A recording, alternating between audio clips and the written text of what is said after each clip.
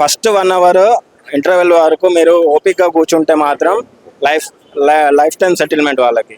అసలు అంత వరస్ట్గా ఉంది. అసలు కాన్సెప్ట్ లేదు. మెయిన్గా మనకి ఎంత కమర్షియల్ సినిమాలో ఎక్కడో కాడ మనకు మోటో అనేది తెలుస్తుంది ఏ పర్పస్లో తీసారా అని. అసలు ఇది ఏ పర్పస్లో తీసారా అనేది లాస్ట్లో ఒక ఆడియన్ అనుకుంటాడు, ఓ ఇది దీనికోసం తీసాడా అని.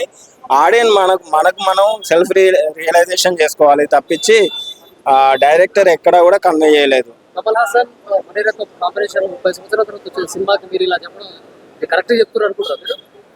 నేను అదే అంటున్నా, ఈ రివ్యూ తప్పు అని నేను ఎవరైనా అంటే మాత్రం ఖచ్చితంగా నేను వాళ్ళకి లైఫ్ టైం సెటిల్మెంట్ ఇస్తా. ఎందుకంటే అంత వరస్ట్గా ఉంది.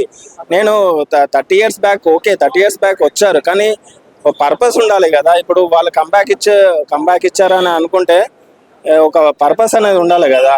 వాళ్ళు వచ్చారు సరే సినిమా హిట్ చేద్దామంటే కాదు కదా. ఇవాళ రేపు ఆడియన్స్ అంత పిచ్చోళ్ళు ఎవరు లేరు, వట్టినే చేసేస్తున్నారు. పెద్ద పెద్ద సినిమాలన్నీ ఈ డిజాస్టర్స్ అనేవి.